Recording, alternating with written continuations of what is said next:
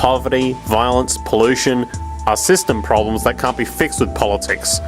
Poverty due to the constant assumption of scarcity and the general acceptance of inequality. Violence due to the market's competitive nature, with the assumption that humans are evil and violence apparently progresses humanity. And pollution due to cost efficiency and self-interest. This ignorance and irresponsibility always comes around to bite us in the end. Well, I knew at that time. I'd been in a business. I'd sold oil to the paper mills. I knew all the owners. I'd been in politics. I knew the people in the towns. I knew not one constituent of the paper mills wanted to have the river polluted. And yet here the river was being polluted. We can always play this game of trying to turn politics into a soap opera, but it's a very serious business. And what is the design of a business? To make a monetary profit, or to gain more wealth for itself like any other corporation. Not to enable good social health, not to maintain our natural environments. These are externalities. Encouraging more business to go on is the goal, with an inability to recognise the covert yet highly detrimental effect that business has. Each time a word becomes prohibited, you remove a stone from the democratic foundation. Society demonstrates its impotence in the face of a concrete problem by removing words from the language. The human qualities can be expressed in one word: hypocrisy. We elevate those who say right but mean wrong, and mock those who say wrong but mean right. If we look at the psychopaths, we get quite a different picture. And in fact, the slides themselves are almost too dramatic. People would look at them and say, well, there's something wrong here. Are you really looking at somebody who's awake and alert and active? Well, in fact, these individuals were active. They were performing the task as well as the non-psychopaths were performing, but different parts of the brain were activated. You can see quite clearly that, in fact, the part of the brain that was activated most was the occipital cortex, the back part of the brain. Now, this is rather intriguing when you think about it.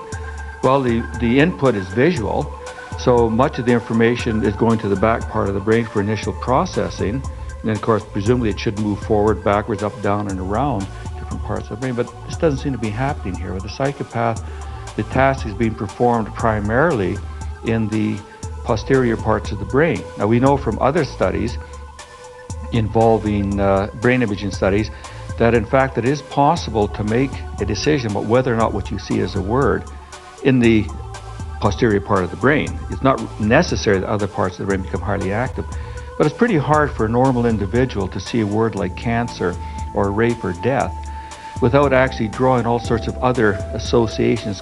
The third part of this is early abuse. And usually in most of the dictators that we study the lives of, and also psychopathic killers, that they almost all were abused very early, and the time of abuse is important.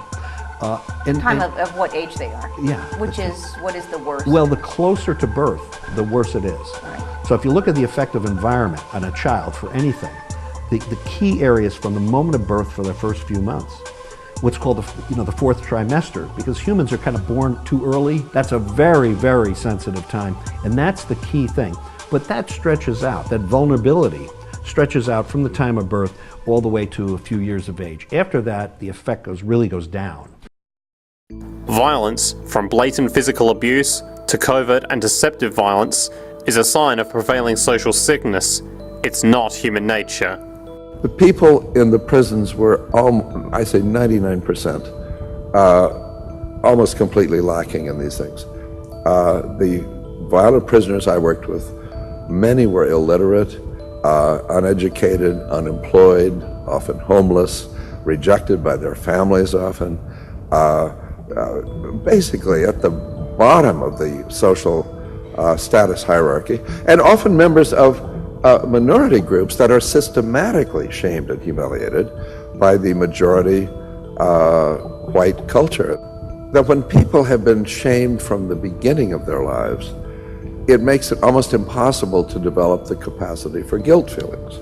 The people I saw in the prisons were amazingly lacking in the capacity for guilt feelings. They just stopped having feelings, and the only time they really could demonstrate to themselves and prove to themselves that they were really alive was when they cut themselves and could see the blood flowing I never got so much respect before in my life as I did when I had a gun pointed at some dude's face. And it struck me that for people who have spent a lifetime living on a diet of disdain and contempt from other people, or being treated as inferior or unimportant, it was worth more to them than their liberty or even their life to get this kind of instant respect at the end of a gun.